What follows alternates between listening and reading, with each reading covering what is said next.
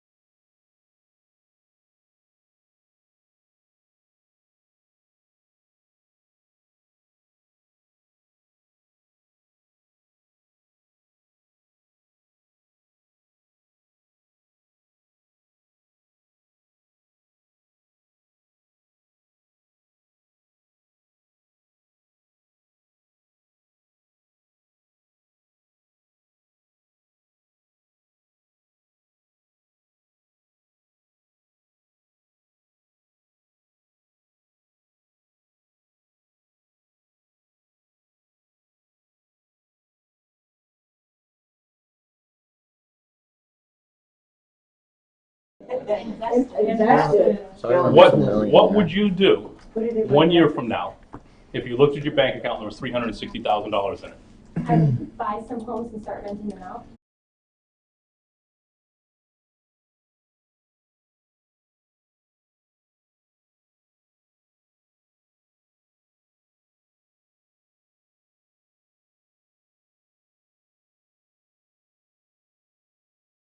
He's gone, all right? You go on a great vacation.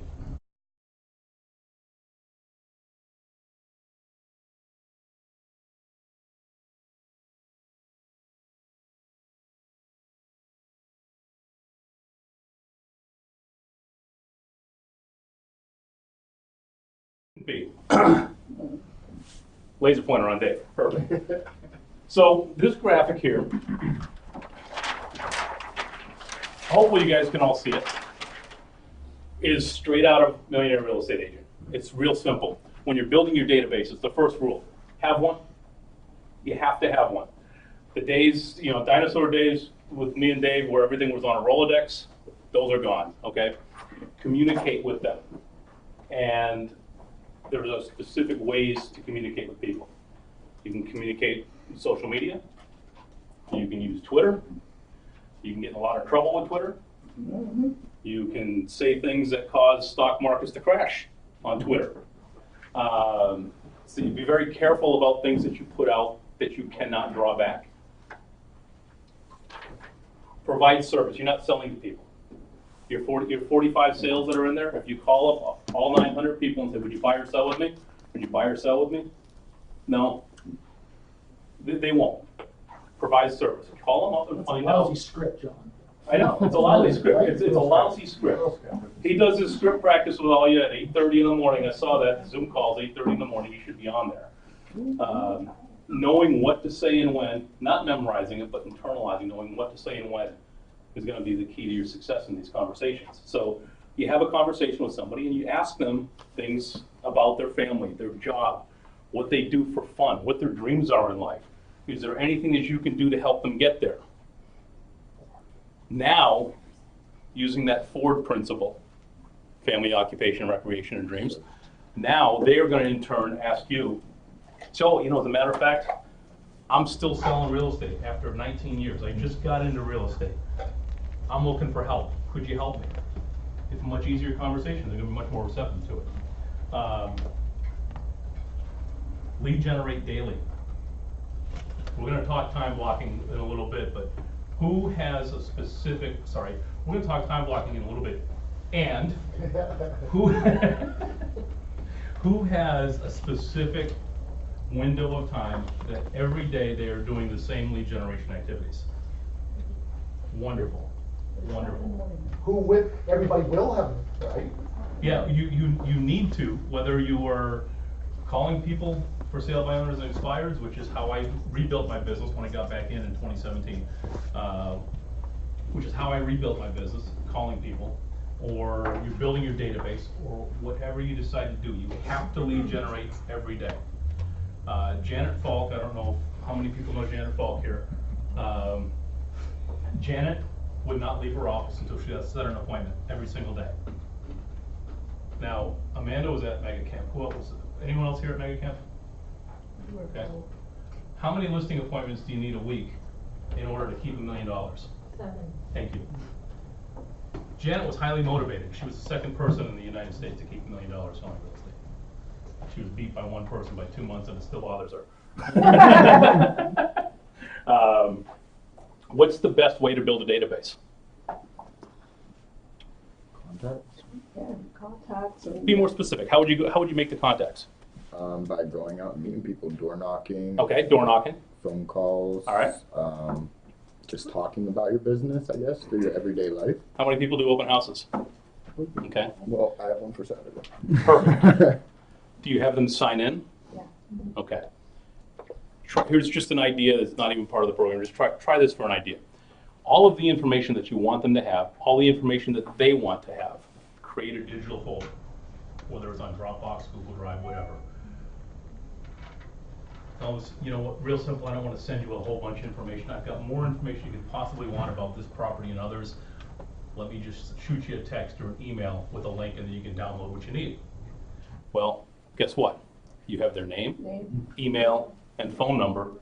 You gave them the information that they want that no other agent did.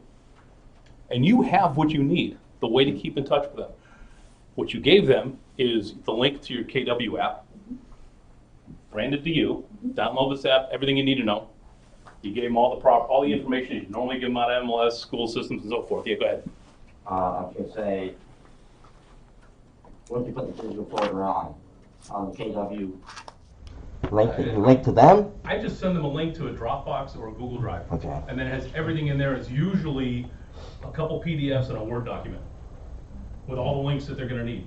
But the first one is the KW app. All right?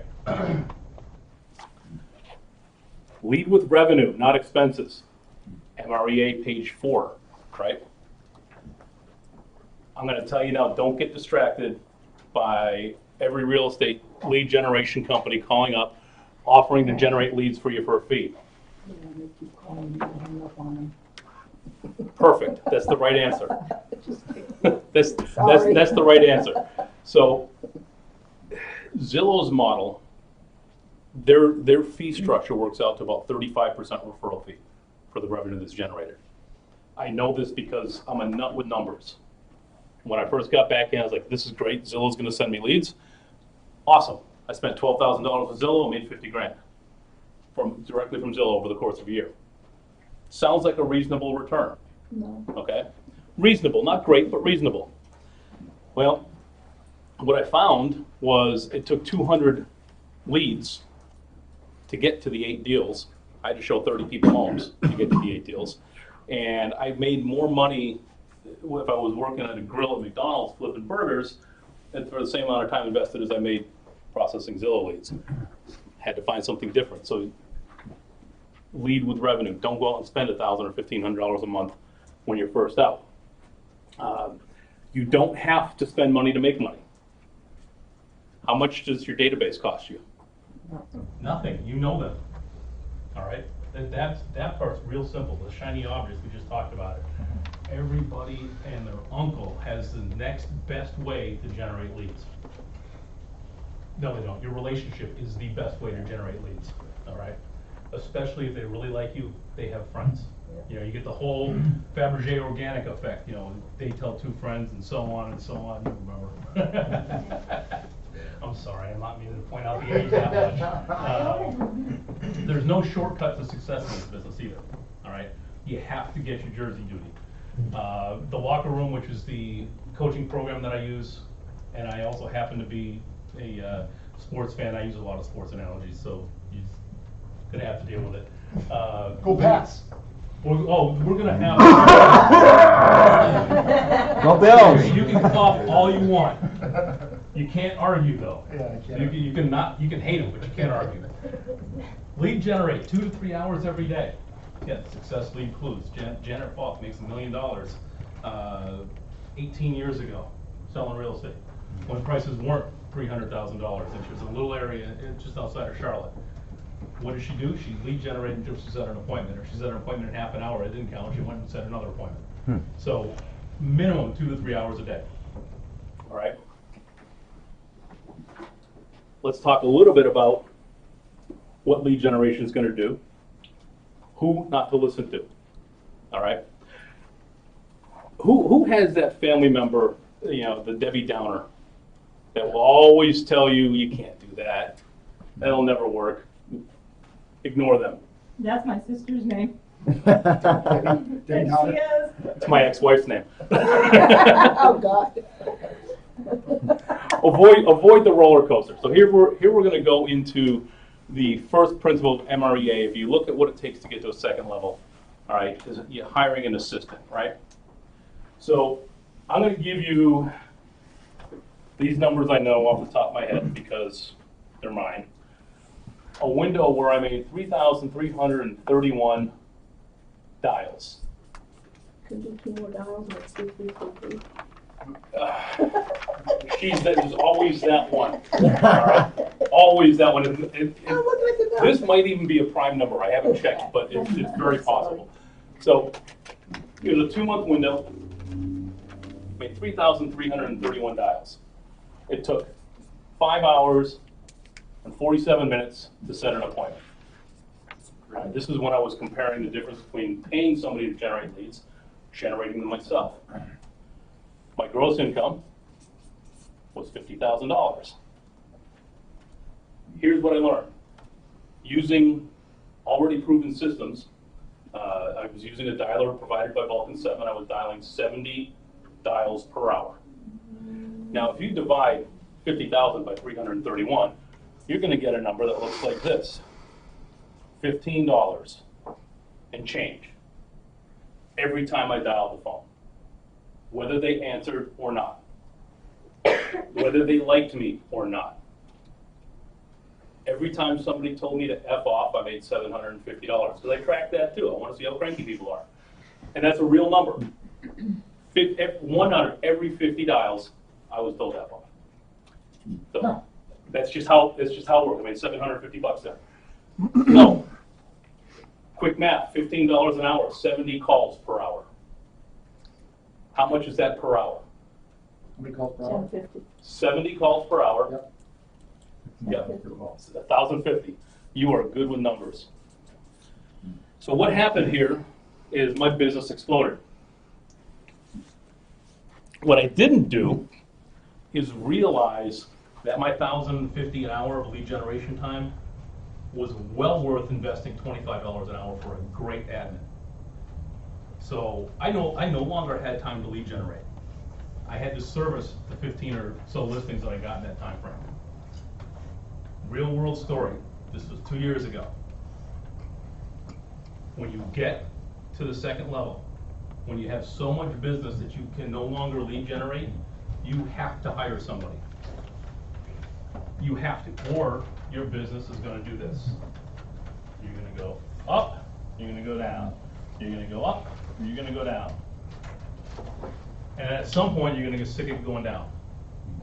And you're like, I can't do this.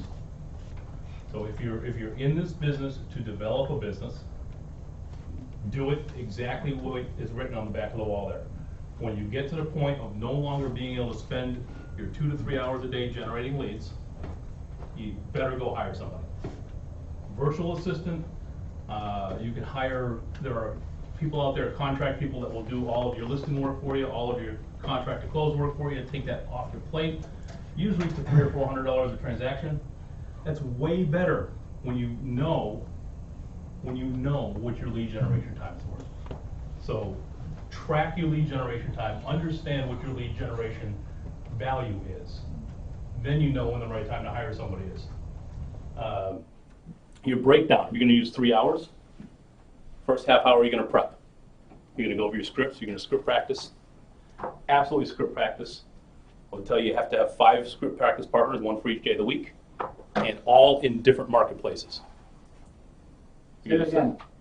5 people, 1 a day, to start your day. 15 minutes on the phone, and it's real simple.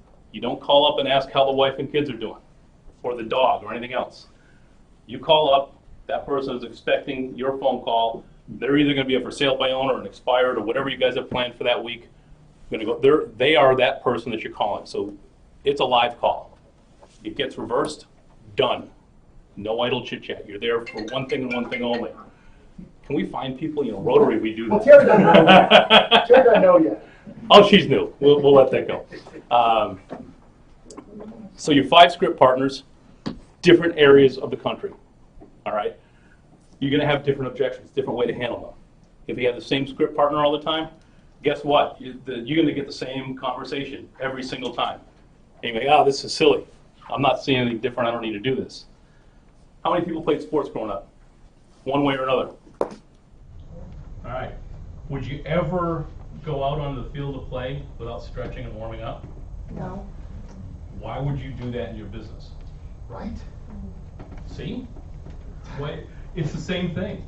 I mean, you can go and say, you know what, the first 15 minutes of my calling, that's my warm-up. Well, great. What if that first 15 minutes of the calling was that $2 million listing down in the sitting on the Gulf, and you fumbled because you weren't warm? Warm up every single day.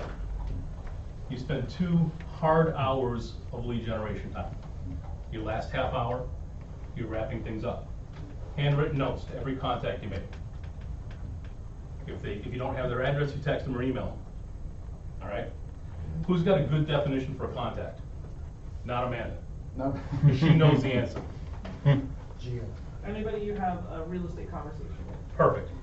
Meaningful, two-way conversation. Hi, this is Dave Hirewood with Keller Williams. No thanks, Dave. Click. That's not a contact. Jump off a cliff, Dave. That's not a contact. Dave, thanks for your call. Really appreciate your time. However, we're not looking to do any business right now. Oh, great. Well, when would you? We don't know. Perfect. That you had a conversation. That counts. All right. Those are the people that you have to follow up with your last 30 minutes of your lead gen time. Now, your lead follow-up time, that's a whole different time block. Yeah. All right. Well, this is pretty interesting. Find an accountability partner or a coach. You know, like I said, crazy sports analogies.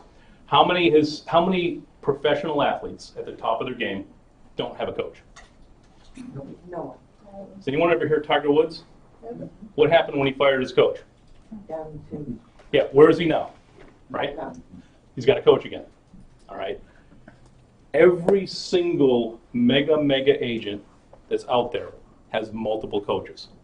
Every CEO for every major company has multiple coaches and advisors. This business is no different. So find yourself a good partner or coach to be able to handle this stuff for you. They're going to look at things from a different angle than you are. And you know, some of the conversations aren't going to be fun. No one succeeds alone. Does anyone know us, any self-made millionaire? Truly self-made? What does that mean? They had absolutely zero outside influence on their ability to earn $1 million. Oh. You win the lottery, guess what? There's another 500,000 people that put money in the pot in the same chance you did. So that doesn't count. All right? You've got a rich uncle who left money to you. Guess what? That doesn't count. You know, there are no self-made people. All right? It takes a good group around you. I'm gonna let this slide, just sit here for a minute on this one point, on the lower left-hand side. You are the average of the 5 closest people in your life. Think about that. Think about that for just a minute.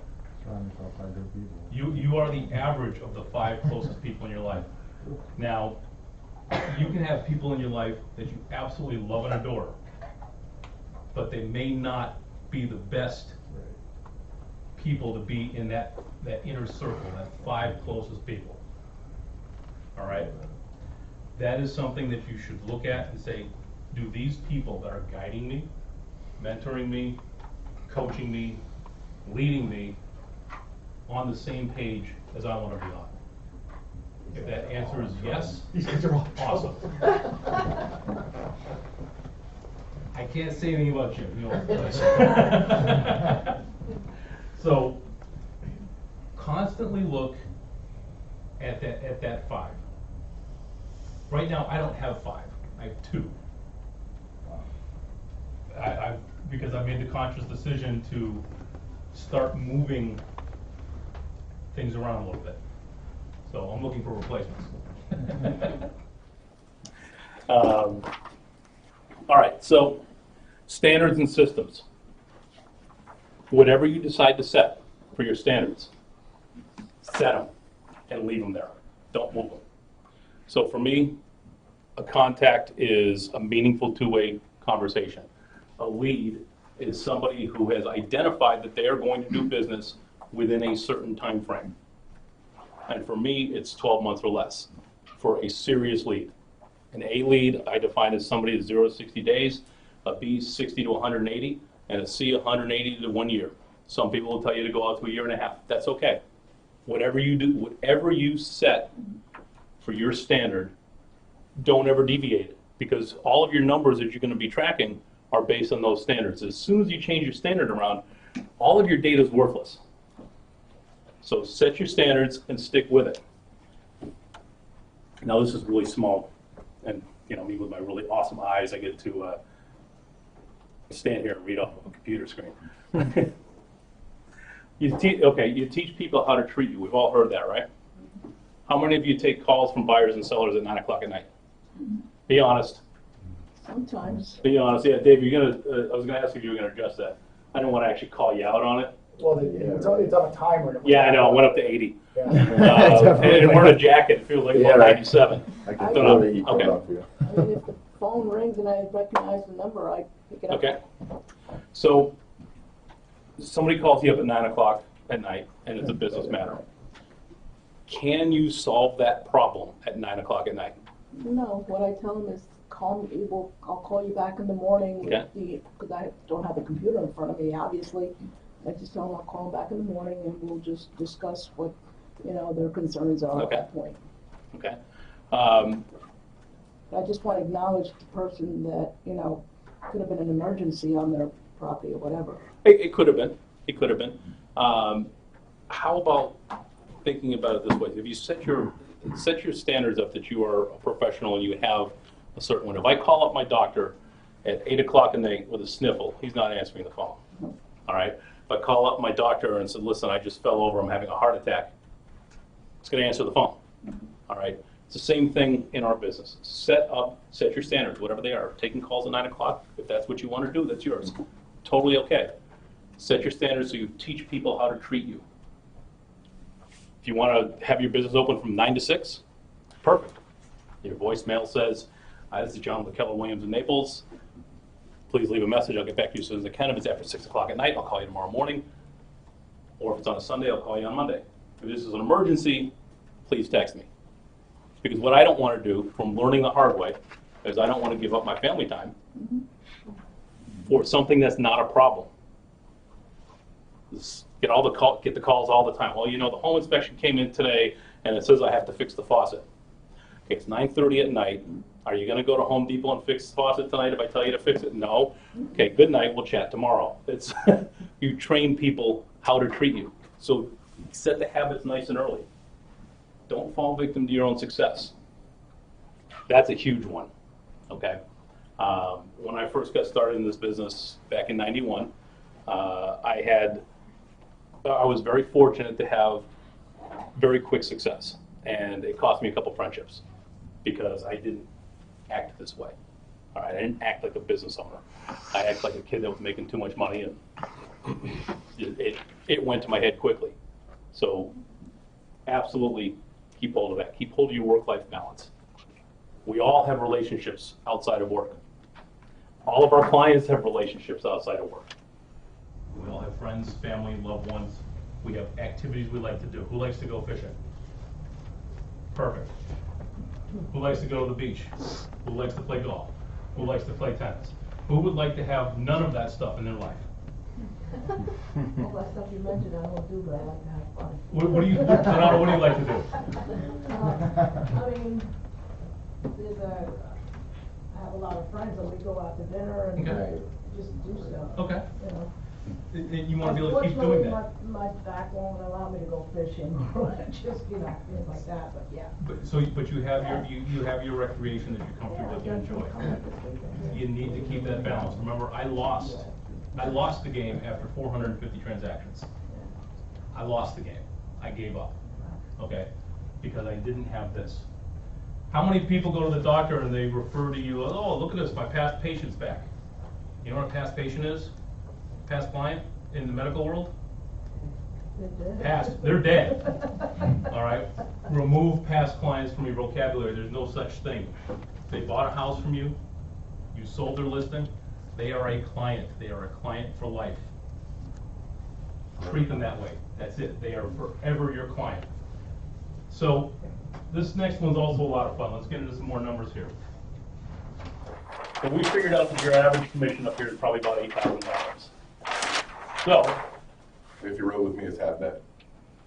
yeah, but you sell like 4 times at what everyone else does, so. It's the same principle, all right? The average age for a first-time home buyer is 30. Okay? They buy. Someday they're going to sell. How long currently does the average person own their home before they move? 7. Bingo, 7 years. So guess what? 37, 44, 51, 58, 65. And then they retire to Punta Gorda, live on the water, one of the last few places in Florida you can actually buy a place on the water and not have to cash in 3 IRAs and 401ks and every other asset you have to be able to do it. Perfect. So they buy a house. Then guess what happens? They're going to sell their house at 37, buy another one. Sell at 44, buy another one. Buy another one. Excuse me. Buy another one. Then they're going to sell and buy again. How many transactions is that one client worth? 11. 11 transactions. Everybody you come in contact with your first year is worth 11 deals to you. Everyone that you come in contact with is not $8,000. They are $88,000. $88,000. What would happen to your life if this person was treated so well that they told 2 people and that those 2 people were referred to you and they bought from you? 88 times 3. Right. But that's an exponential growth pattern. So if you take the mindset that your clients, all you need to do is service your clients in your database, think of the power, the exponential power of $88,000 per client building a tree, or a pyramid in this case. It does not take long in this business with the focus to build a business where you're netting $500,000 a year, $700,000 a year, $1 million a year, whatever your goal is, whatever the reason, there is no reason for you not to achieve it. One of the things that we picked up at Mega Camp last week is you will never have a dream put inside your head that you cannot achieve. So if you had a dream for something, God knows you'll be able to achieve it. I dreamt about being a team leader down in Punta Gorda, Florida. And you're here. Look at that. Never heard of Punta Gorda, Florida before. See, it just happens. Now you just came back here because you just going drinking beer and smoking cigars with me. That's right. We still haven't done it yet, so there's a problem. MVVBP. It's really hard to say. Does everyone know what that is? Somebody come on. This is not new. This is all out of MREA. Okay. Vision, value, beliefs, and prospect. Yes. How important is this? All right. Your mission. Your mission is why you are who you are, what you want to do. Your vision, where you want to go, your values, your beliefs. All right. Your perspective. All of this defines you. Do you want to work with people that are like you? Yes. You find it easy to work with people that are like you? Yes. If you can clearly define all of these points succinctly in a couple-minute conversation with a prospective buyer or seller, do you think they're more likely to latch on because they like you? Mm-hmm. Why do we do business with people? Because we like people, we like people. We're Yeah. people person. What you go to your hairdresser? Is it the best hairdresser in the area, or you personalities click? Relationships. Thank you. They come to my I did not use my car purposely. Give me a suggestion, I'm ready to buy a truck. Well, I'll tell you what, I just got rid of, a few months ago, I just got rid of my Ram 1500. It was the best truck I've ever owned. It's awesome. Big Hemi, it was great. The reason I got rid of it is one of my little old lady clients couldn't get in. Then I couldn't get in. I was with one of my customers and So that's There was why a I got big rid of it. distance. And I went and got a very small car, well, by comparison, another Dodge, but with the same engine. So, and now she can get in there and we can get from point A to point B way too fast. No So, your MVVBP creates your compass. I know Jim spent some time on the water, most of it at the dock, but he did spend some time on the water. We talked about that earlier, it's true. If you don't have a compass, you don't know where you're going. You don't know what direction you're pointing. True. So this creates your personal and moral compass, which gives you the ability to share with other people, all right? What's next? I do this enough, you think I know these in order. Social media. Social media. Yay. So the first thing I'm going to say about that is if you're posting political posts, if you're posting religious posts, take your database, cut it in half, because you've just devalued your most important asset. All right? That's important for newer agents, okay? You hit send, it's gone. All right? Little story. My wife teaches a program called Rad Kids. Some of these stories I get teary-eyed on, so I apologize for that, but deal with it. She teaches the program. She teaches a program called Rad Kids. She was abused by a neighbor as a child. So her big why is to keep from allowing kids to get in this situation. In this program, we talk specifically about social media. Now, everyone's heard of Snapchat, right? Do you really think that if you post something on Snapchat that is gone after 10 seconds? No. The Russians have it. The Russians have it. Awesome.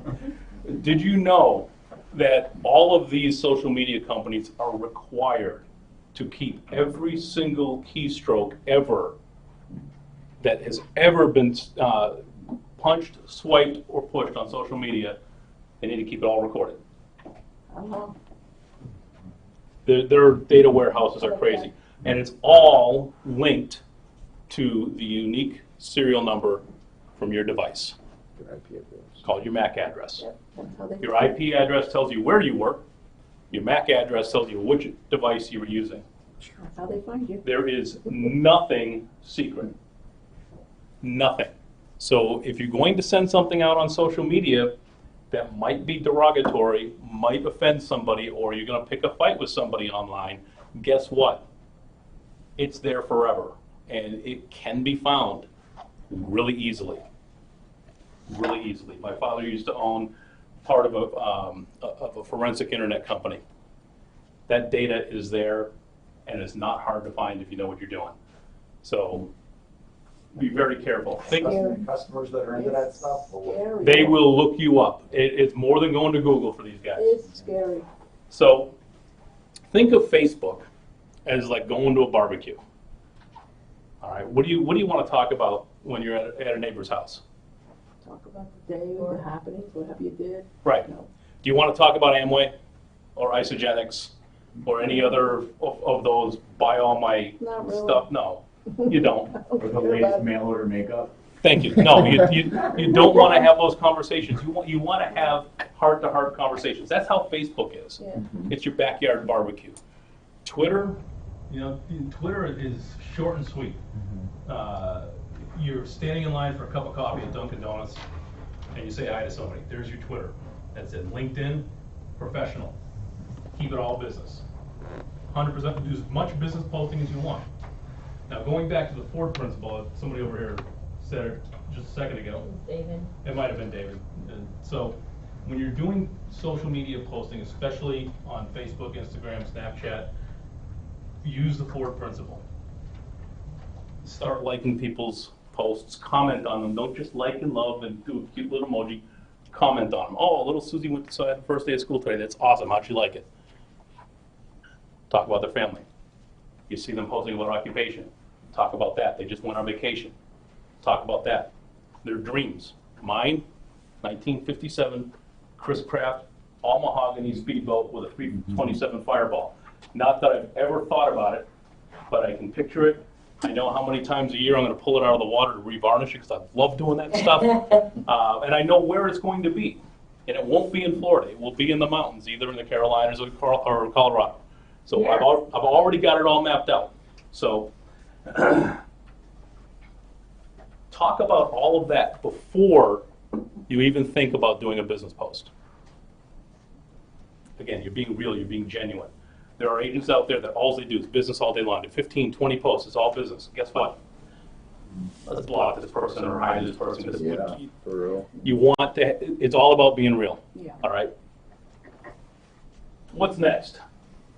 We're going to go for a few more minutes. We'll take a break because I know everybody's going to need to, about 6:30, we'll take a quick break so you can Actually, get rid of some water, get some more water, get some more pizza, what have you. Get rid of some more. I know, because it's. Be learning, yes.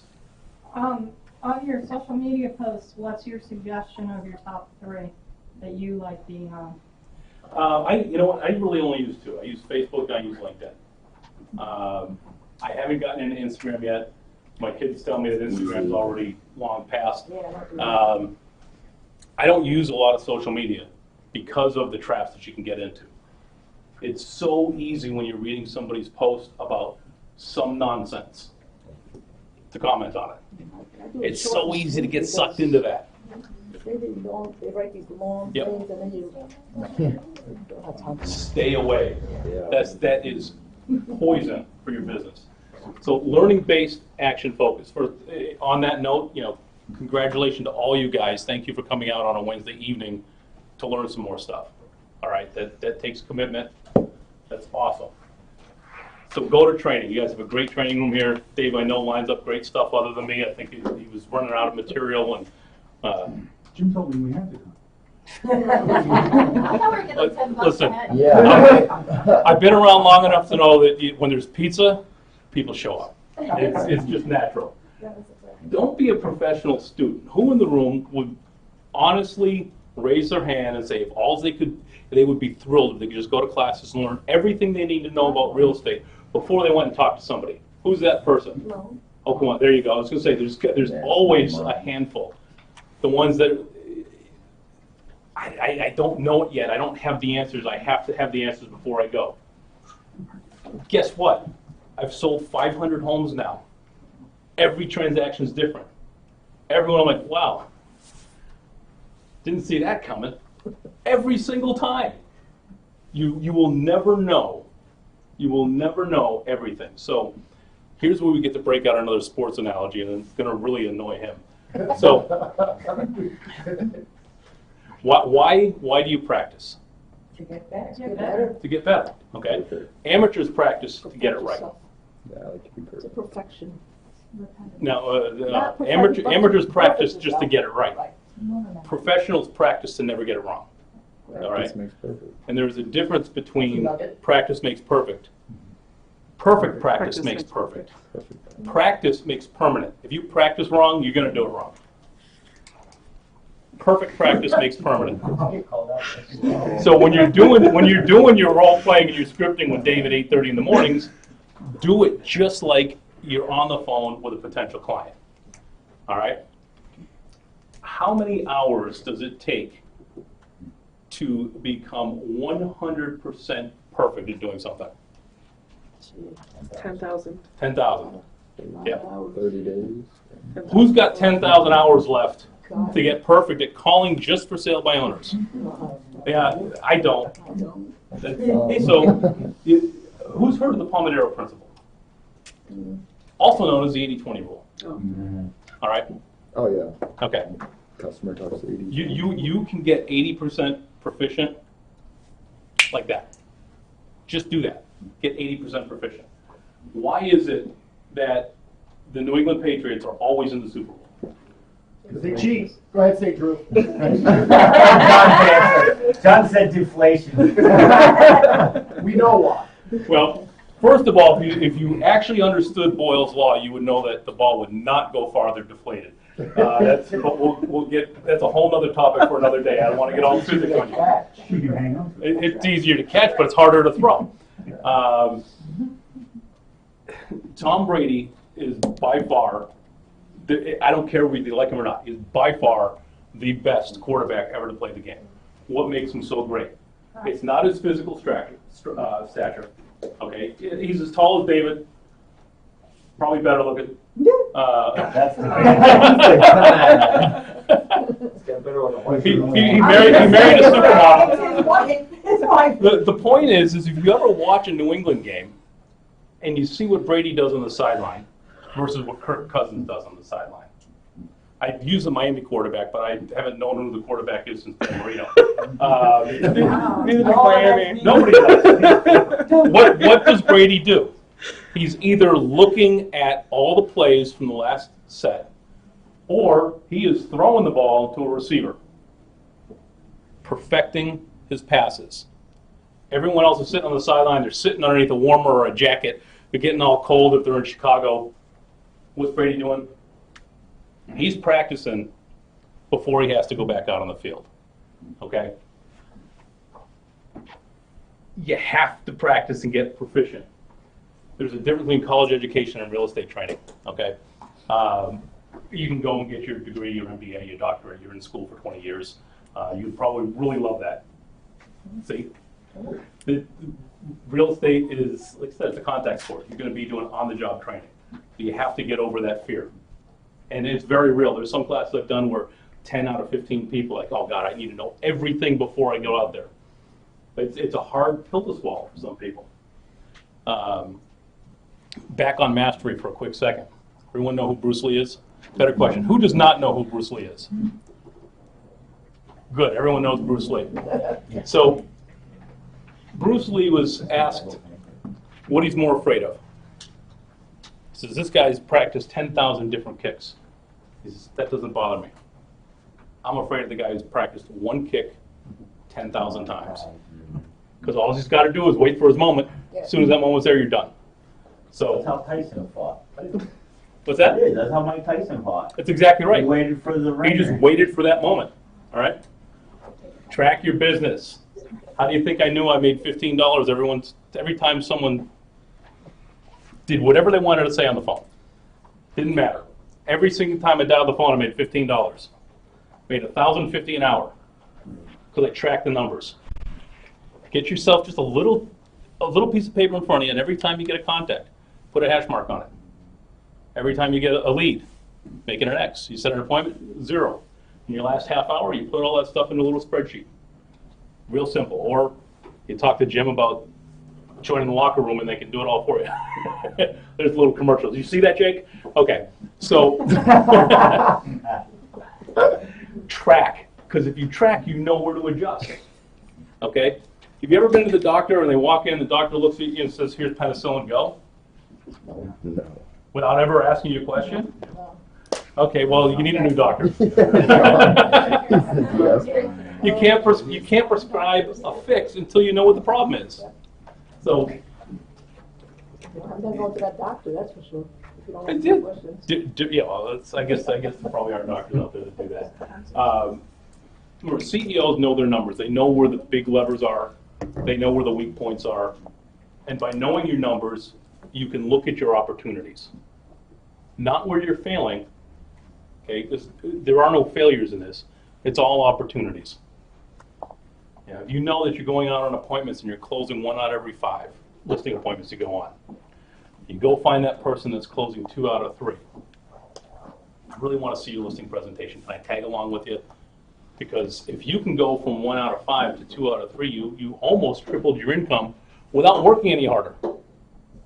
That's why you need to know your numbers. You need to know where your opportunities are, how you can work smarter, double, triple, quadruple your income without putting extra hours in.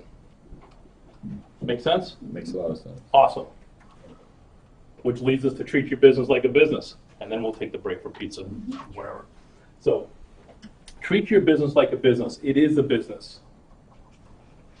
I heard that. It's the problem with these hearing aids. I hear No, everything. it's Somebody's little thing beeping somewhere. It's a notification. Beep, beep, beep, beep, That's all beep. right. Are you building a business or a hobby? It's business. Okay. And it's okay. Real estate is one of those wonderful careers that if you want to have a hobby at it, you can. But you need to ask yourself, are you building a business or are you building a hobby? Okay, the purpose of your business is to fund your life. So like I said, I think we're going to end with a few extra minutes talking about the big why, about your life, and what you want your life to become, and what you can do when you understand it. Follow a routine. How many ultra successful people do you know go into the office at a different time every day? They do different tasks every day. And it's just kind of a haphazard mess. Better yet, how many people you know went on a walkabout, to quote Crocodile Dundee, and ended up on top of Mount Everest? No one. No one just goes out there and has it happen. If you want to get to Everest, guess what you're doing? You're training to climb Everest. Structure. All right? You have to have the routine to do that. Would you hire yourself? We all say yes because you know what? Well, we kind of like ourselves. I mean, I like me. You guys all like yourselves. Good enough. But, and gosh darn it, people like me. The point of it is honestly ask yourself that. If you could look at yourself and say, you know, here is a reason I wouldn't hire myself. Now you have an opportunity. You have an opportunity to grow. You have an opportunity to solve a problem and generate more revenue to be able to find your perfect life. Are you showing up as someone who makes $100,000, $500,000, or $1 million a year? Back to the dollar per hour. Do you know what your dollar per hour is? Do you know which activities generate your highest dollar per hour? If your dollar per hour is worth $300 an hour, okay, that means you're making, I don't know, $150,000 a year. Why are you doing activities that you could pay somebody $25 an hour to do? Right? By my math, you're losing $275 an hour every time you do something that you should be leveraging out. All right? All right, cool. Let's take a 5-minute break, and then we'll come back, and we will talk like-minded people. Pizza. You got 4 people. And there's more pizza. Like I do things right, and then I have struggled with it. I'm Yeah. manage my bride where I struggled. I'd be like, no, you can't do this. You know, I would not trust them, and then like they forced me. It was like crying paper. They're like, Jake, just stop doing everything. Help me. Okay, so I got an addendum. It's like the last one. Here it is. Okay. I have to sign it, and so do my buyers and sellers, or so does my sellers. Okay. There actually should be a third seller on here, but I have no idea what to do with this. Like what? Okay, so download it, and do you Okay. use download? Okay. Yes, I do, and I really Okay. suck at the download. That's okay. I knew I could. It's okay, yep, absolutely. By the way, I wanted to join the whole script thing, but I was too embarrassed. No, it's good to come in when you don't know what you're doing, because that way I'm you gonna. I don't care. It's I don't worth give a it. shit anymore. Okay, so to download. That's what we do in Rotary. So, Here probably forward or no, something. click the little, Okay. and click that. Okay. And that should open it in another screen. So there you go. So click, Okay, save. oh well, No. select a different spot. Just 'cause, Where? How about KY files? I Yeah, like that one. Okay, and then save. Yep. See, the more I do this, and it's ridiculous because it's like I know, but I can't. yeah. Okay, Yeah. so now I go to dot loop. Yeah. Okay, so now I get out of here, go to my dot loop.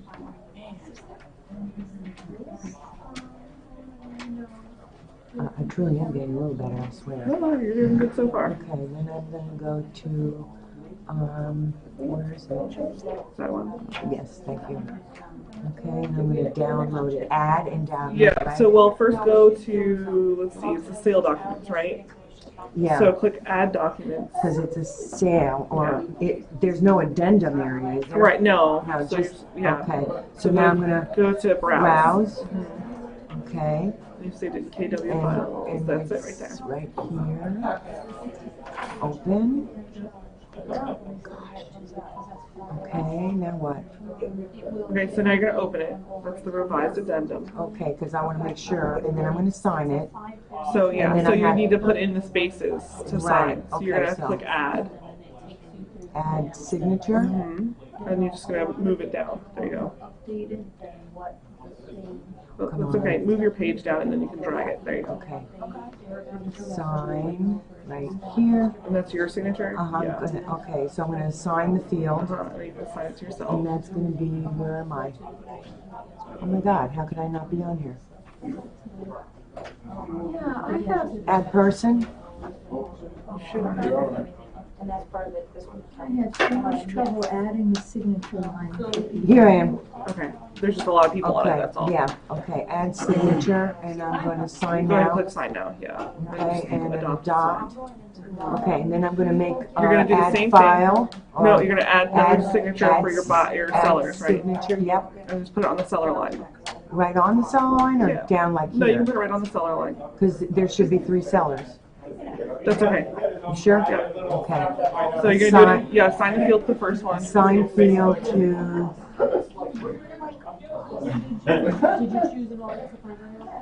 sign field to, here we are, Susan Bowman. Uh-huh. So you're gonna do it again. Signature. Yep, no, you're fine. Like he's been Put hanging it right on around that here. line. Yeah, come up a little. Yeah. I wanna show you. Yeah, see, No, that's, come up see, like towards the but that's what I have. So just drag it over a little A bit. little bit. Yeah, there you go. Yeah. And then you can do, assign the field. Yep, Okay, go ahead. assign field, and that's gonna be, James. I didn't I'm move. cutting the top of his And head then off just a little I'm bit. I going didn't to move, make so- another one, Yep. add signature. And then you can put it right I think to the that's side good. here. Oh. Thanks, sir. Just so they know it's a seller. Because the date, see how it dates it when they sign it? So you don't have to worry about putting the date in. So when you're doing the Assign it signature. to Donald. Oh, So then, no, it's no big deal. So then click save and share. save and share. Is, And then just make sure that it's going to all 3 sellers, yes. James, Donald, Susan, and then I also want, Do I go to the gas? this is a lawyer, You go Okay, to- yep. seller's attorney. Nope. Yep, Um, that's good. View only is good. Yeah, you only. So click attach PDF, that way they can download a copy, and that way you don't have to worry about returning it to them, because that way they have their signed copy right Okay. away. And once I share, I'm a done deal. Yep. Just text them or call them and let them know that they have it. It's on so they there, don't it's have where to- to sign it. Yeah. Stressed out taking that test? That's it. Okay. I do have my phone number, do I? I hope so. If not, I can get it to you. I mean, I just been so busy and I Good. was he saying that I have to know everything before I do it? Yeah, I'm sorry. And it's just like, I would do it. I was the same thing. I wouldn't do anything else. I was like, I gotta know. And Penny, the coach, was like, just do it. She's like, if you screw it up, we'll fix it. I Don't know, worry I about it. know. My problem was I couldn't get it. Yeah. The towards the end, sort of like So when I'm weird. doing those signatures, I'm not getting the little thing that says where to sign. no, that's not the job, the job. So once you add it, it should say assign field. Are you putting your people into your loop? Every musician will tell you. I wish I had mine. Well, I'll tell you what, tomorrow, we were gonna have a mastermind tomorrow, but I'm gonna stay, I'm gonna stay till 5. So from like 4 to 5, I'll be in here. And if you have questions for Dot Loop or anything else, well, I'm in my office most of the day too. So, yeah, tomorrow I got Byron and then I got Jennifer Tower to, she's gonna give you like an hour's worth of teaching. I'll see if I can make it do what I. Yeah, and if not, stop in. I'm in the office right at the corner of here. So stop in, me or my dad's there. Yeah, I'm gonna be, I have a, what time will you be here? Probably 8. Oh, okay, yeah, because I have physical therapy. Yeah, I'm losing it and I'm super scared. Further down. Well, you know, my Because arms, I have my Advil. I have a cellar that's moving today. I Yeah. know, he's older, so I know I have to get it, I know Yeah. how to do it.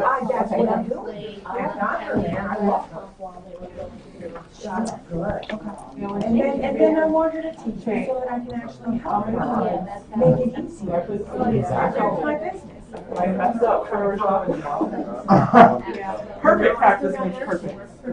Yeah, that's. I tell my son that. He's like, now that I know how to play the saxophone, like, you've been playing it for like a year. Like, he's like, I'm gonna take a bass. He's like, now that I'm good at that, I'm gonna do piano. Like, stop. Like, I mean, you can play the saxophone outside. Like, Knowing that you blow into it and move your fingers. yeah. That was knowing how to play. That's Yeah, I like how you did that for you. I'm talking about recorder. Does anybody really master a recorder? Is that what it sounds Never. like? You master it when your mother hides it. And that's when I Googled it, that took me forever. I can't think of the signature on my. That's good enough. I could not, I just have to, like you said, tomorrow, Helen, to get my email. All right, you guys ready? 'Cause I want to get you out of here on time, for those who want to leave on time. Okay. About time. All right. Starting up, guys. Associate with like-minded people. We already talked about the 5, you are the average of the 5 closest people in your life. Okay? You can have like-minded people and be a Patriots fan and a Dolphin fan and still get along. A Red Sox fan and a Yankee fan might be an issue. Yeah. I know, I'm like, did we get it? So- What's going on here? When you're associating with like-minded people, similar goals, This is aspirations, okay? The goal, who knows who Simon Sinek is? Simon Sinek? No? Okay. The goal in business is not to do business with those who need what we have. It's to do business with those who believe what we believe. Goes back to your MVP. You say that enough and you start to stutter. You want to do business with people like you, who feel the same way you do and have the same beliefs that you do. All right? You want to be around people who are going to build you up, not tear you down. Now, as a coach, people think I'm tearing them down. I'm really not tearing them down. I'm making them look really deeply to be honest with themselves. There is a difference between getting people to be honest with themselves and extracting the best that they can be, or being insultive and derogatory and tearing somebody down. Okay? Right. So after this in the beginning, find someone who's done what you want to do, that you like, and ask them to be in your inner five. And you go out and say, hey, would you be one of my inner five? They probably don't know what you're talking about, but would you be willing to mentor me if I sent you my plan once a month and you look it over and poke holes in it? And then at the end of the month, we go over it again and you make sure I did what I said I was going to do. Would you be willing to do that? You'll find that the real successful people that understand it are more than happy to spend 15, 20 minutes a month looking over your plan for the previous month and the upcoming month to make sure that you're on track. And they will find holes in your plan and ideas and weaknesses that you would never have thought of. That's why you want to have those 5 people. You're going to send it to all 5 of them. I will hold on that because we got a picture coming in on that one.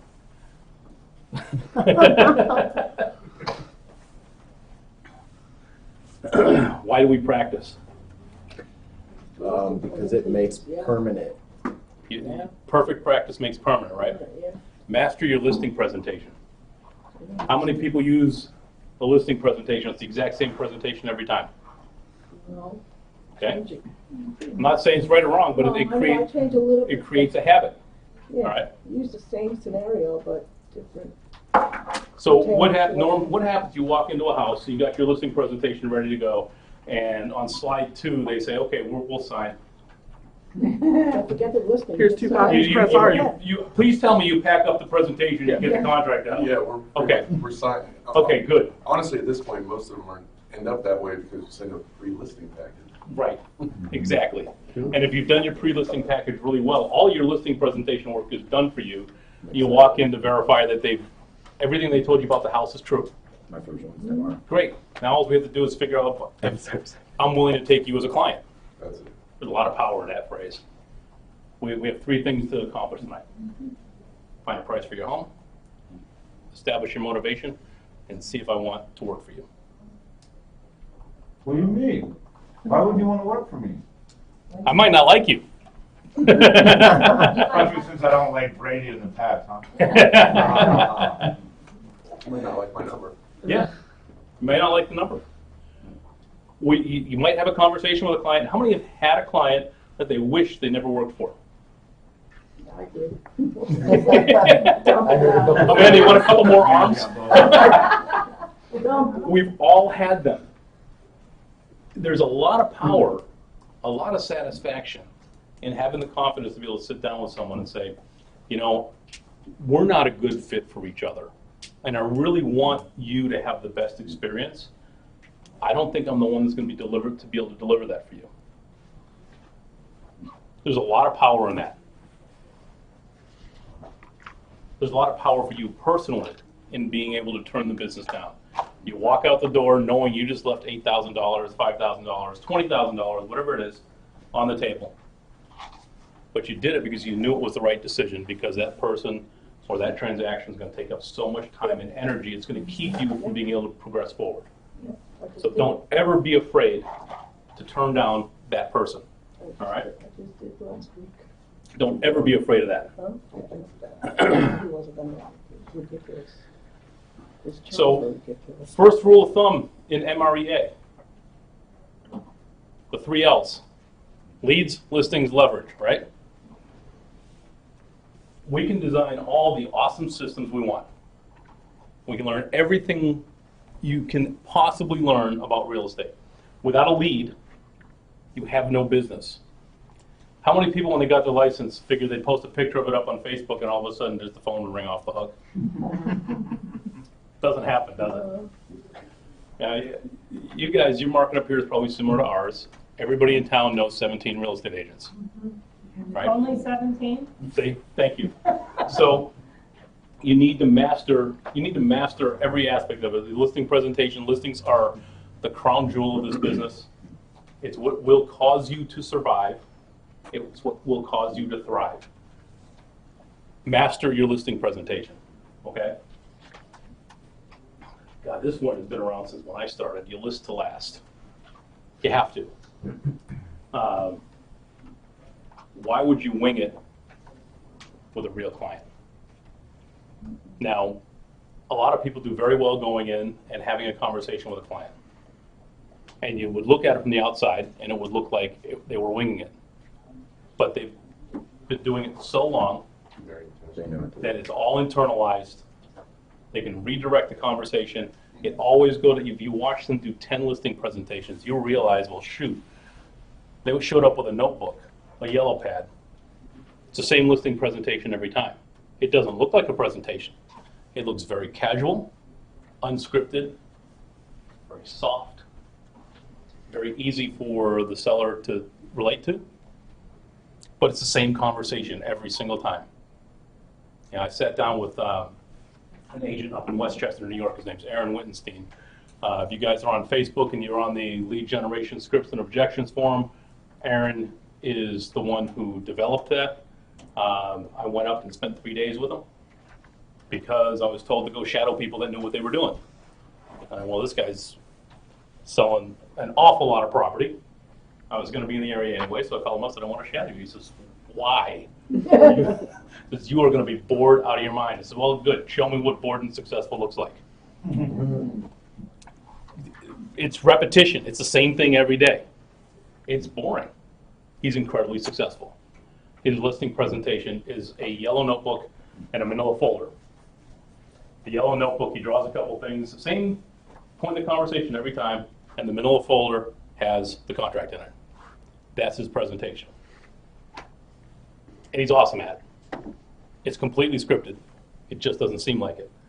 Master whatever it is you decide to do. If you're going to go in, like we did in the old days, with a 3-ring binder that looked like a flip chart, and you go chart to chart to chart to chart, master it. Know when they bought in and when you can move on and sign the deal. Know when it's time for you to excuse yourself and no longer want to be part of the deal. Set your standards. Own your presentation. How many people participate in Dave's call at 8:30 in the morning? I haven't yet, but I will. You need to. You got 2 people that said, are they being truthful? Yeah, well, Norm's been on it. Amanda's been on it, Joe's been on it. Yeah, thank you. Maggie's on it. Maggie was on, that's right. The young girl that was back there was on. It's new to a lot of people. It is. Just say, listen, you want to prepare, you want to be prepared for those conversations. That's the best way of doing it. Okay. Learn how to handle the objections, because you know what? There's only like 6. There really are. Right. You start talking to people, It's like maybe 3 10. styles from there. It's all going to be the same thing. Well, my house is worth more because it's got the heavy-duty concrete. And they're done. Sure it does. Sure it does. My house, I know that they're building this house right now for $300,000, but mine's worth $350,000. It's great. That's a customer. Why? Well, because My neighbor down the street. yeah, I've got better colors. Every excuse in the book. 2005 ship just left. Thank you very much. Oh. Yep. So Low blow. first thing on objections. They give you an objection once, it's not an objection.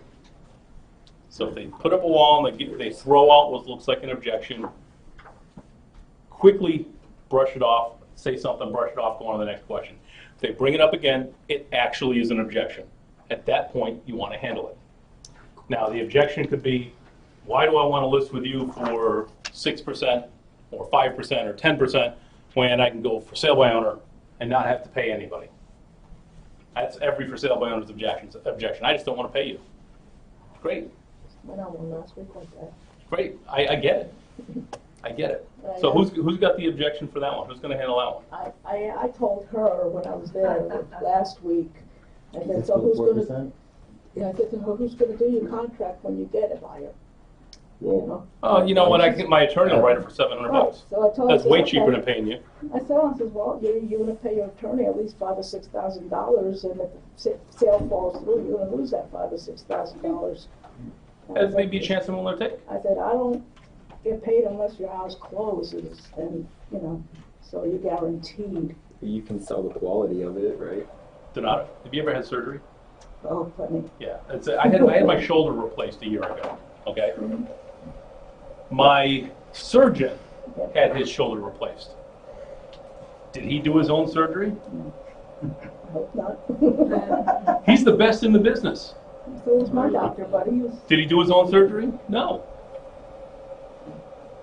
So start thinking of, and they can be completely outlandish.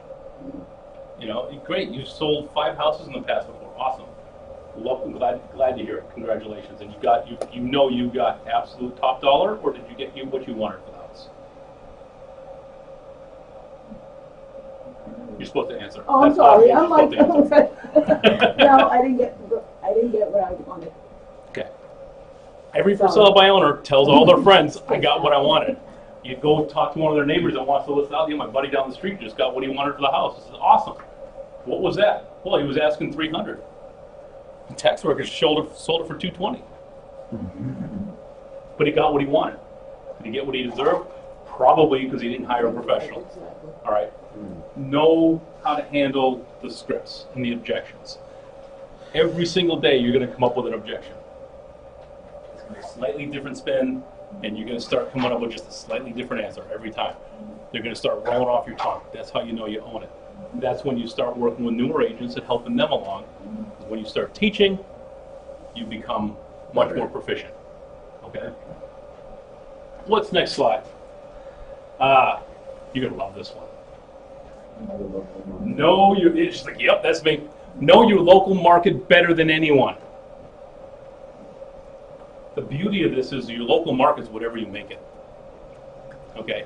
Port Charlotte, Punta Gorda, that's not your local market. It could be a subdivision of 50 homes.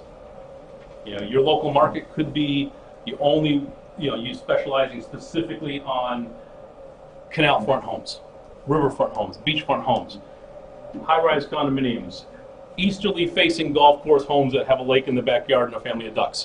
Whatever it is, own it. Know it better than everyone else in the marketplace. Animals are cool. Animals are cool. Yeah. We just moved in a new house a week and a half ago. And the day we moved in, there was a panther in the backyard. Did he come say hi? In the middle of Naples, there's a panther in the Oh, I backyard. see them. Like, The next night, I've got the biggest black bear I've ever seen oh no, ripping through my garbage. it was on the news. Yeah, so animals are great. I'm not sure I want to be the expert in panther properties, but maybe. So Welcome to farmland. this is not farmland. This is across the street from 2 schools. Yeah. You know, there just happens to be some panther habitat where I move. Anyhow, become the expert in your market. The expert. I'm a licensed boat captain. I don't take people fishing because I love to fish. I never want to lose the fun. But I know the waterways in Naples better than anyone. I can tell you where every rock is in every waterway because I probably hit them. In my boats or in clients' boats. So Is that why your boat's going to be in Colorado or North Carolina? no. That's a different boat, man. That's like a '63 Stingray split rear window Corvette. You know, that's one of those that doesn't get out that much. Anyhow, That's pretty awesome in Colorado. Yep. Know your market better than anyone, because in doing so, when you're trying to get that last tipping point, all right, the last tipping point that that seller needs to make a decision on whether you're the right person or not, it's going to be who has the best knowledge of the market. Who can be looked at as the economist? Now, we've all been hearing for a year or two that there's going to be a big shift coming in the real estate market, right? And we're all sitting back saying, well, geez, people are, no, you just got here, Yeah, so my God, yeah, you've been great. hearing it for all a day and a half.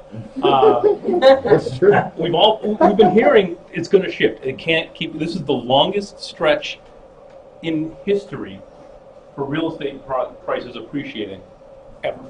The longest stretch. They're going to have to fall back at some point. Well, the news started coming out yesterday that most countries are starting to get nervous about the economy. Denmark has negative interest loans for homes. Think about that. You got a home that's worth $500,000. You borrow $500,000 and you pay down $2,000 a month. They credit you $2,200 a month. I'm moving. That sounds great, doesn't it? Yeah. Not really. Until you start really thinking about the economic ramifications of negative interest loans. Okay. Something ain't right. for them. That kind of works along the same model as Enron and other businesses that we won't mention that are current in our industry that operate on the same type of let's take money out of this pocket and put it in this pocket model. It doesn't work. You will implode. Your economy will implode with negative rates. There is no way around it. Enron, who's owned stocks back in the late 90s?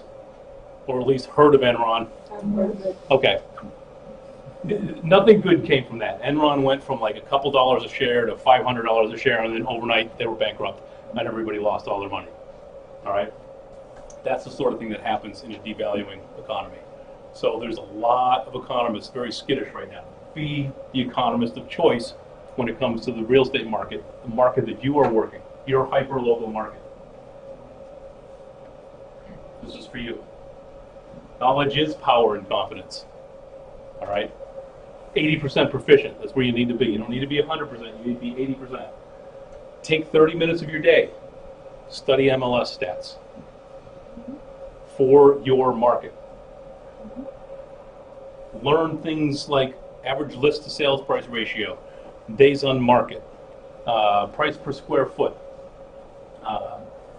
The difference between a pool home and a non-pool home is the price per square foot justified, or are you better off buying a home without a pool and putting a pool in? Which upgrades or repairs before a home goes on the market are going to create the most value? That's one that you really got to be careful of, because you go in and everyone when they're doing remodeling on a home, they want to make it theirs. That's not the point. The point is to make it sellable. All right. The operating principal in my office has flipped about 100 homes in his career. And you go in and they're all the same. It's the same paint, same countertops, same cabinets, same flooring if you needed to replace the flooring. There are two things that stand out about it. Well, three things. Center islands are always on wheels. Because if you put it on the ground and it's not movable, you have to have a permit. So by putting it on wheels, you save permitting fees. Oh, boy. Pretty interesting. No garbage disposals. No garage door openers. That's all stuff that cuts into profit. You know what? People go in and they buy the houses and they tend to pay more than they're asking for them. Why? Because, like, you know what? For $150, I can put a garbage disposal in. For $400, I can put a garage door opener in.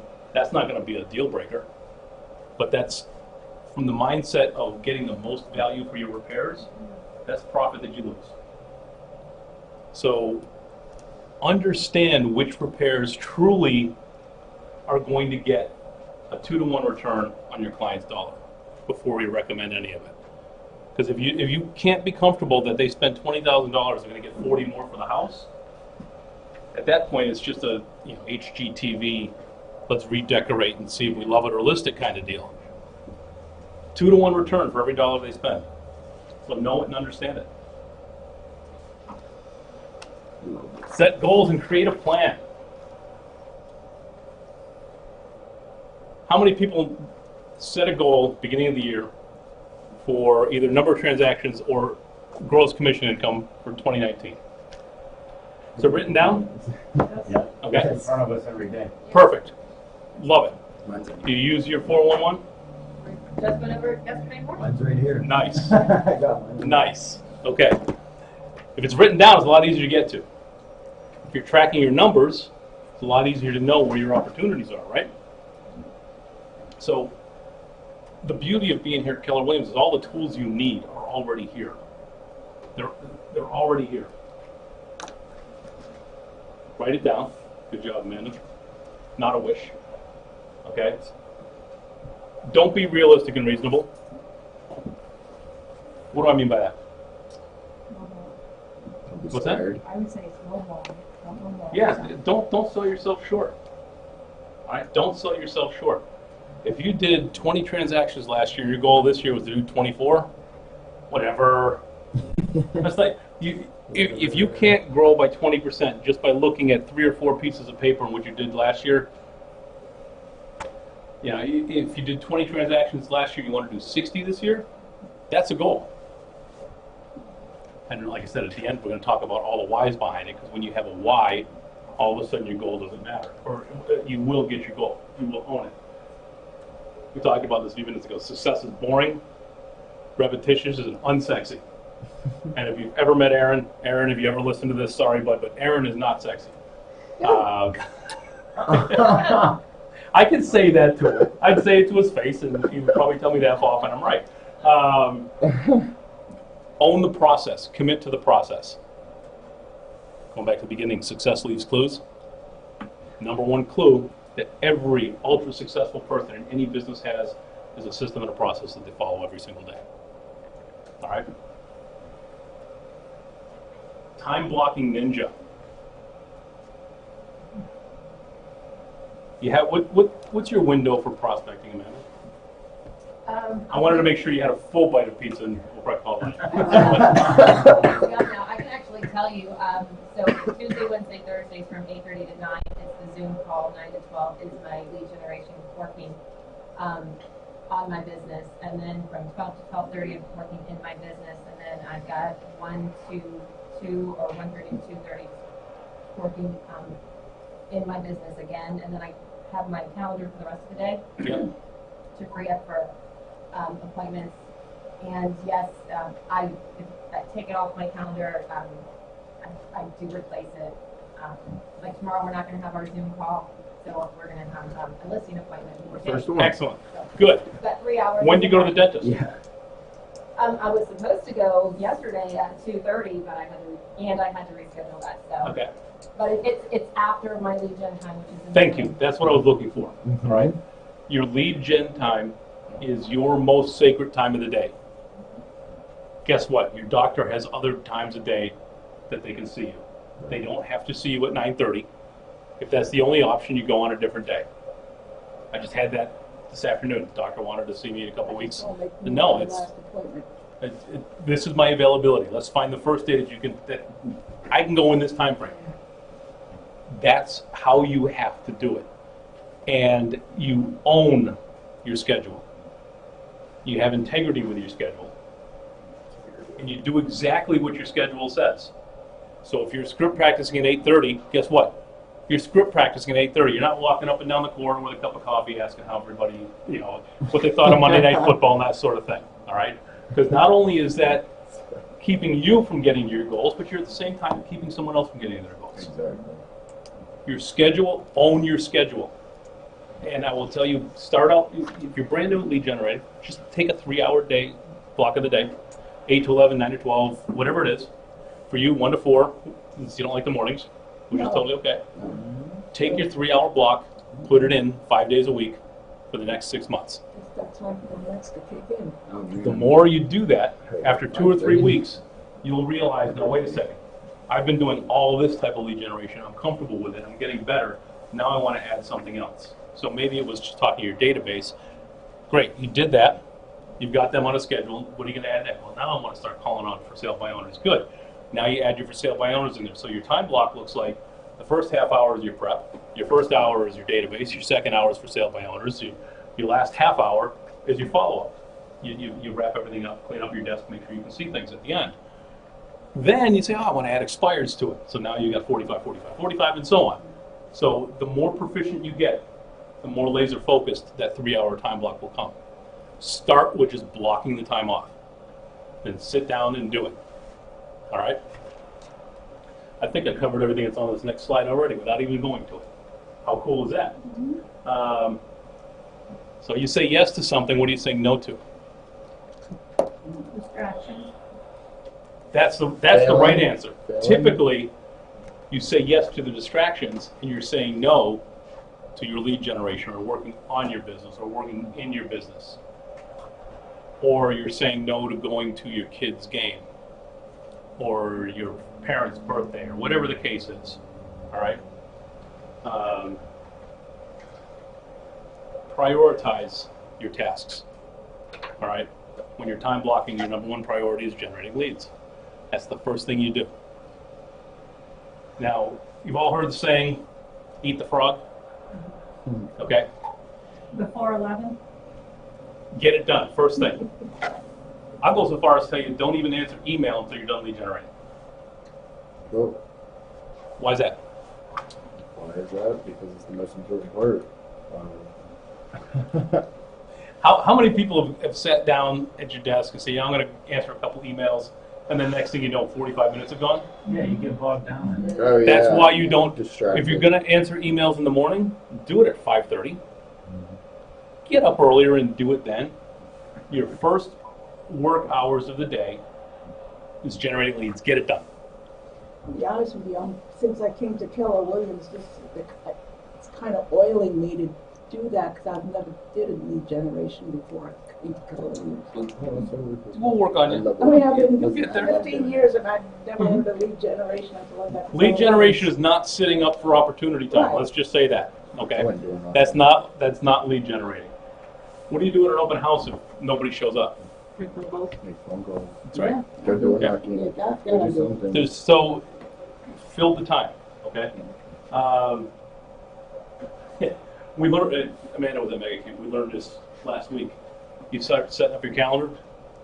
Put your family vacation time on your calendar a year in advance. Put it on there. That does not move. If you go to church or have a religion of some sort that has set practice or worship times, guess what? Put it on the calendar. It does not move. Without those two aspects of your life, you are not going to be the best person that you can be for your clients. Yourself, your family, and your faith come before business. All right? Hey, John, one thing coming Yeah. on Goal 2.0 too, for the people that weren't there with James Shaw. He said, don't, when you're at home, you don't want to feel guilty for the things that you didn't get accomplished when you're at work and vice versa. Right. So sometimes it's easier to, and I had just learned that at Mega Camp, before that, just for like I'm a 6-year-old, right? Mm-hmm. So putting on your personal stuff day by day, Monday through Friday, Monday through Sunday, whatever, was easier for me. Some people might not be able to lead gen from 9 to 12. Yep. Some people might have to do 1 to 4 or whatever. But as long as you have that personal stuff there, you're going to feel more accomplished and better about Absolutely. them. Because now your time, your window is shortened on when you can get your work accomplished. You have to get it done in that time frame. How many people have gone on vacation and found that the last couple days before vacation are the busiest time you've ever had? Oh my God. You get on a plane, you get off the plane, you got 14 offers there, right? Yeah. It always happens. If you're I busy, wouldn't go on stalls, the plan a plane. vacation. Thank you. You're exactly right. So it's the same principle. All right. When you block that time off for your family and your faith first, all of a sudden you have less time of the day to get your business done. And it forces you to do one thing. It forces you to answer the question, what's the one thing that I can do right now that in doing so will make the rest of my day easier, will push me forward to my business goals? What is the one thing? And guess what? You get that one thing accomplished, eating the frog. You get that one thing accomplished. All of a sudden, 15 things on your to-do list are gone because that took care of them all. Or you can do the 15 things that don't mean anything and you feel real accomplished. This is great. I feel real accomplished. I got 15 out of 16 things done, when the 16th thing was really the one thing you should have done. We've all been there. To live in abundance and not scarcity. What do you think I mean by that? Living in faith, not fear.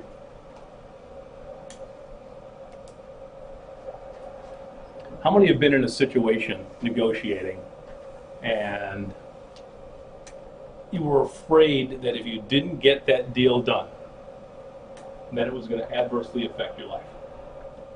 You weren't going to be able to pay the bills, okay? May not be able to make the mortgage or the rent payment. All right. Are you in a position to be able to negotiate for your client? Are you in the best mindset? Okay. You're apt to make poor decisions or potentially make poor decisions with that pressure. So, go ahead. I'm not speaking personally, but it does happen is when you have that much writing on a deal, it can start to make you think about compromising your ethics too. Exactly right. Exactly right.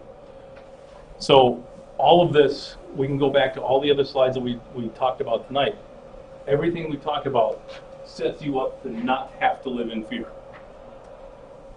Yes, you're going to have business fluctuations, but you don't have to have the one that I had. You absolutely don't have to do that. We don't control the market. I know our sellers think we do. We don't control it. So that's something that you're not going to be able to deal with. What you can deal with is doing everything that we've laid out. You'll have the faith to know that your business is on track. You don't need that deal. If you can walk away from a listing because the client isn't somebody you want to work with, guess what? You don't have to go down the road of trying to get a deal to go together that really isn't in the best interest of your client. Because there will be another one. All right? We're not a product of our circumstances. We're a product of our own decisions. Think about that. Everything that happens to us, we caused. So own your decisions. All right? There's no such thing as being caught in circumstance. All right? It happened because of a decision that we made. Good or bad. Own it. Move on. Too many realtors. How many have heard that? We got 7,000 realtors on our board in Naples. Yeah, 1,400. I'd much rather be here. There's not too many realtors here. There's too many realtors in Naples. But not a lot of them are full-time. Most of them are. Most of them are. You have 1,400 realtors in your board. You have 295 cappers. All right. Now your office should be commended because you have what, 34 cappers. Yeah. Yeah. Listen to this, Jim. You guys have like 12% of the cappers in your marketplace. That is an amazing statistic. What do you got? I'm on tape. I don't want to say. What do you guys have? 15%. They're a group. Now they're not even a real estate company. Yeah, that's awesome. All right. So there's no such thing as too many realtors because there are so many people that get their license just in case a friend wants to buy or sell, or they get it because, like, you know what? I see this person did it. Anybody can sell houses, so I'm going to go get mine. And then they pay the $100 a year and never do anything with it. We just got a guy, Mark Davidson, who he had some kind of construction related business before he got into this business. Well, he stopped looking at it. So he said he knows his business because half of the competition is incompetent and the other half is just lazy. Exactly. Another great one, you can have reasons or results. You don't have both. So what are you going to choose? Remember, it's your choice. There's no circumstances. It's your decision. You can decide to have results. If you decide not to have results, you by default are going to have reasons. Okay? Have a vision for your business. What does it look like? 2 years from now. Fast forward 2 years from now. What does your business look like? What does your time look like? Has it changed drastically from where things are today?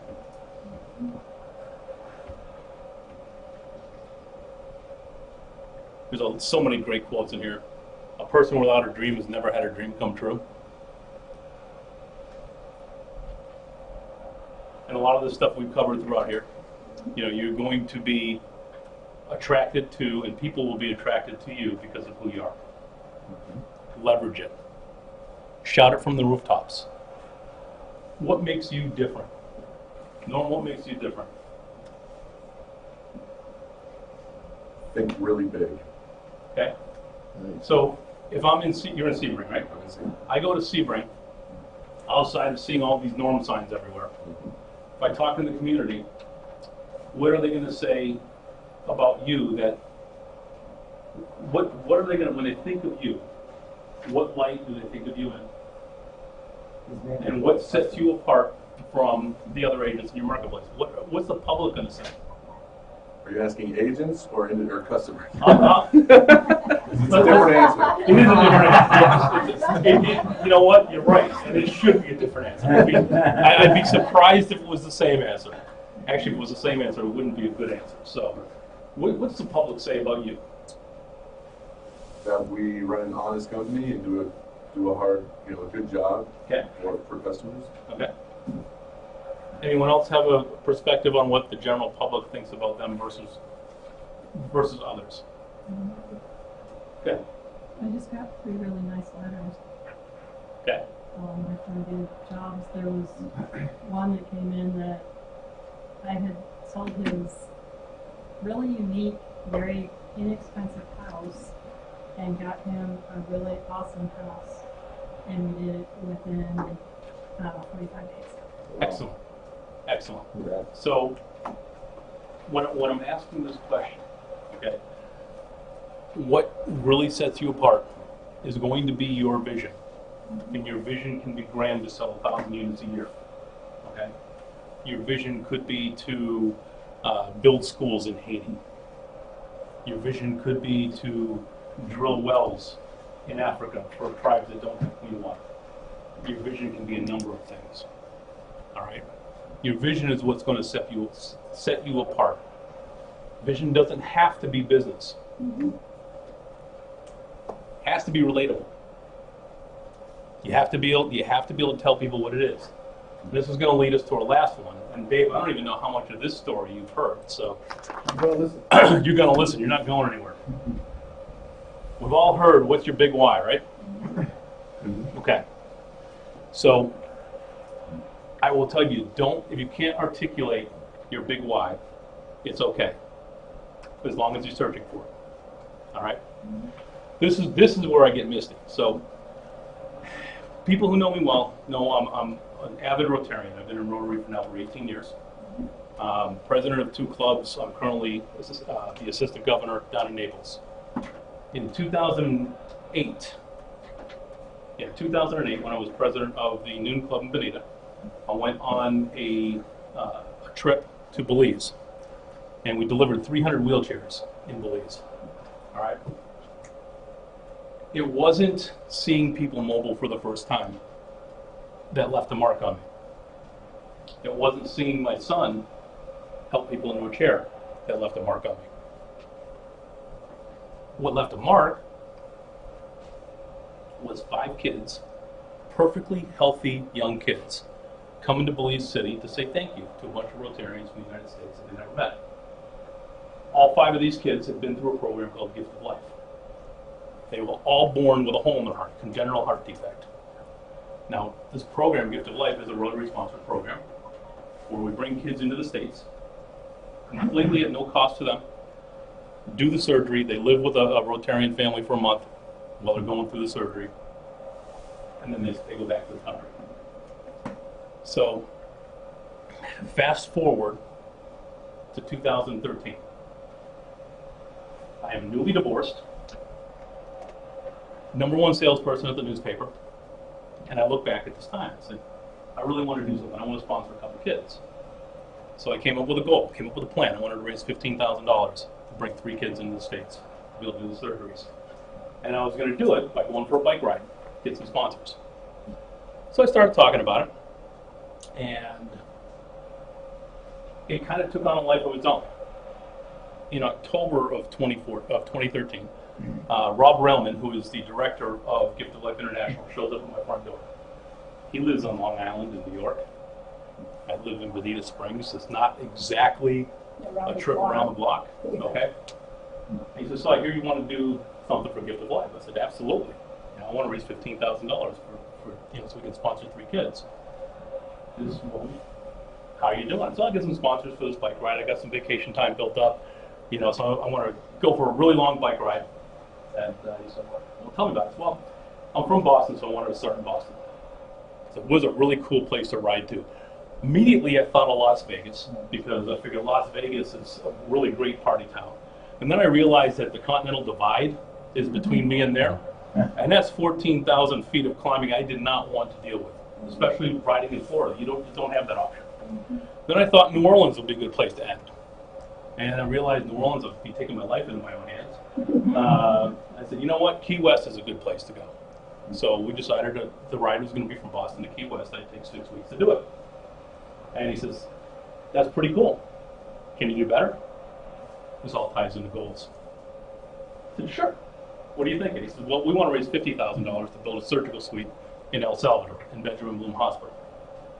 I said, okay, no problem. We'll raise 50 grand. Not even thinking about it. And he says, well, to do that, you're going to need, 6 weeks doesn't seem pretty spectacular.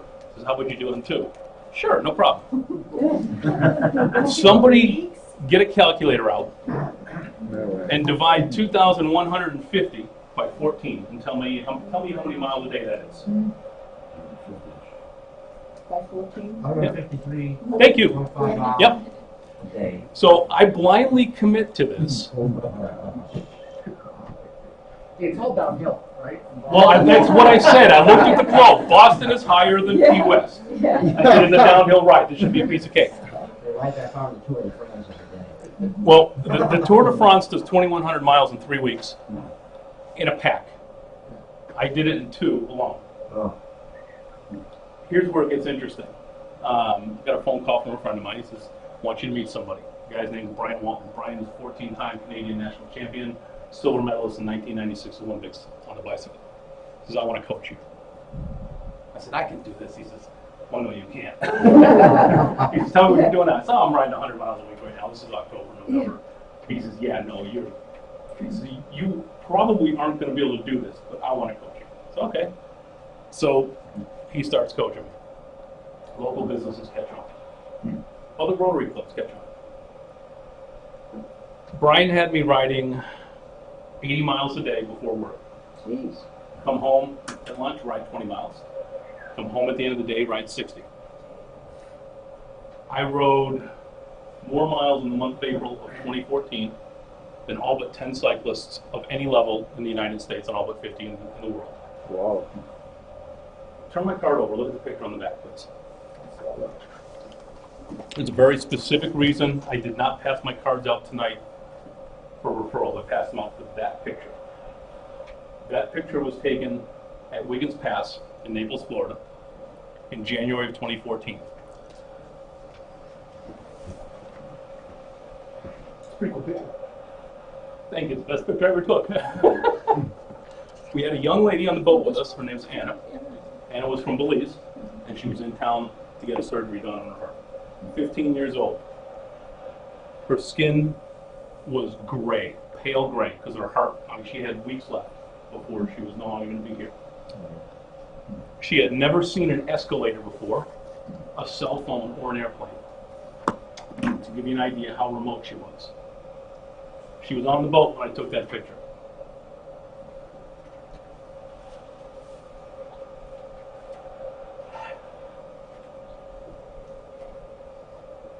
Completed the ride in 14 days with the support of Rotary clubs and major corporations all across the country. We raised $250,000. Wow. All that, I'm going, because if I keep going, I'm going to start really crying. When you have a big why, there is nothing that will stop you. all I did is ride a bike. The leverage lesson in here, the Hyatt learned about it. They put me in my support wagon up in the Hyatt every single town on the way down. My fiance, now wife, bought into it, and she said, I am going to organize everywhere you need to go. I'm going to map everything out. You don't have time for any of this. All you have time to do is ride. My kids, who were 17 at the time, bought into it. Said, Dad, this is great. Take the time off. We can drive. We can get ourselves back and forth to school. So the point of knowing your business mission, the point of knowing your MVVP, the point of having a big why is you can do whatever dream is put in your head if you have the right vision. Amen. With that, I'm done.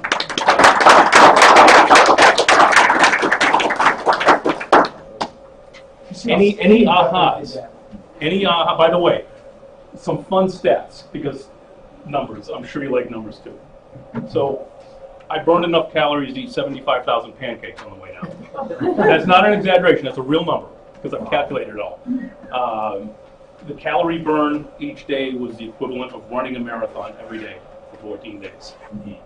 I would, in training, I was completely vegan because when you're working out that hard, your body can't process anything complex. So it was fruits and rice and lettuce, some vegetables, that's it. On the way down, I was, screw it. Give me a pizza, 22-inch pizza, two 2-liter bottles of the highest sugar Pepsi I could get, and I still lost 20 pounds on the way down. It didn't matter what, everyone talks about the Michael Phelps diet, 10,000 calories a day, 12,000 calories a day. That's what I was doing. I could not fuel myself. And then I stopped riding, and I continued to fuel myself. So here we are today. And here we are today. I got my 45 pounds back. When I started the ride in Boston, I was 187 pounds. When I finished, I was about 165. Wow. So. You still have the bike? What's that? You still have the bike? I still have the bike. And since I moved into a safer neighborhood, even though I have panthers and bears, there's less cars. So next week, actually it's funny, my office started the 66-day challenge beginning this coming Monday. And my commitment is to get back out for an hour every day before I go to work on the bike. I miss it. There is nothing like, to me, there is nothing like being outside on a bicycle. It is the most amazing thing on the planet. So, I used to do that. any ahas from tonight? I, in 2009, broke 3 fingers and had surgery. And I was told by the doctor that I would never write, and I'm left-handed. And it took a lot of encouragement, and I came to these guys in October 2010, and it flipped my life 110%. And I can now write. Excellent. And it was a huge change. On that note, like the big why, and John said something about don't worry about it, we'll figure it out. Some of the highest, I've listened to, and Norm, you might have heard some of these stories before, creating your big why. Some of the highest producing agents are still searching for their big why. Yep. And it can change. And sometimes it can take years to figure it out. It's not some people have the talent. I've done this exercise. Some people have had the talent and go, yep, I know what the big why is. I don't have the big one, but I kind of want to You do? I'm still searching for mine. Like I said, that was my why at the time. I don't have anything right now that I can laser focus on that succinctly. Which is a problem for me because I need that. I have something to say, going to your big why and whatnot. About 5 years ago, I guess, I joined the auxiliary of the VFW, Veterans of Foreign Wars. And the reason I joined was because my son is a military, my husband's military. But Thank you for that. Thank them both for you, please. I joined because of the cause of what the auxiliary did for the veterans. So every year we you know, during Christmas time, we make up packages and we send them overseas to the different areas, to the veterans and to the people that are in Iraq or wherever they are. And so throughout the whole year, we always make up different things, different functions to raise money for that particular, you know. So, and since I became the senior vice, I'm in charge of all the decorations and things like that, and gathering all the functions that we're supposed to do. So, and it brings a lot of those people in. A lot of the veterans would feed them for nothing because they don't have the money. You know, and some of them bring their children or grandchildren that they can't afford a Christmas gift, and we do a big Christmas party for them and give them gifts and things like that. To me, it's given to the people that don't have a lot of things. You know, I may not have it all, but I still give to the underdog, I should say. Excellent. I have two. I think a practical one, actually, I really love the idea of sending the digital files at an open house rather than having the paper. When I ran out at my last open house, and then the next one after that I printed too many for, so I like the idea of just being able to just send it, immediately get that information. You're not cutting trees. Perfect. And then overall, I think like a lot of this stuff is things that we know, but we need the refresher constantly that we need to be doing these things, you know. The guide. Exactly. Like you said, if you've hit 7th level and you're keeping $1 million, this class isn't for you. Right. Other than that, there's absolutely something in here that everyone can take away and say, you know what, I got something of value from that. So, Matt. My big aha was I'm the average of the 5 closest people in my life. I'm certainly different than I was. I just said this, I think, earlier today to Jake. Certainly different. Just so you know, he's not part of the 5. So No, but I was. Thanks, John. I appreciate it. I got my back. No, but I was thinking that I'm different today than I was a year ago, 5 years ago, 10, 15 years ago, and the people that are the 5 closest, and I'm kind of like you, I might have 3. My inner circle and the company that I keep is changing because I'm changing, and something I learned at Mega Camp is, you know, surround yourself with people that learn from people that might be at a different level than you, above and below, so you can get something concrete and a learning experience from both of those. And the goal is to just kind of go different places. So that was my big aha, the inner circle. Excellent. Thank you. Guys, thanks for having me up. Quick break. Went to school in Boston. 2 of my kids were there. Excellent. What time? There for my daughter's wedding. Why don't you make One a for every wedding? degree. Okay. Very well. My daughter just started working for the new Encore. Talking about it. Oh, cool. Hey, next time you're going Have you been inside? I haven't. No, I drove by it. Let me know. I drove by it. Okay. They have a carousel in the lobby, all fresh up. Okay. My mom's like, I should keep doing this, you know. Yeah, but she loves going out too. We're actually members of the Parrot. You should look into it. I just joined this year. And what Parrot are they actually? It's fun. They're almost at the community college in Utah. My favorite couple, like our initiation, we all had a margarita shot. We had like this oath, and we did like the Kumo. So like I'm a dancer. I like to go out here. And we're having a jazz night Saturday night. Saturday night? At the VFW, yeah. Cool. I will be there. Send me a text. I'd like to join them. No, it's like, Go. yeah. Perfect. Send me the invite. I will be there. Friends said they want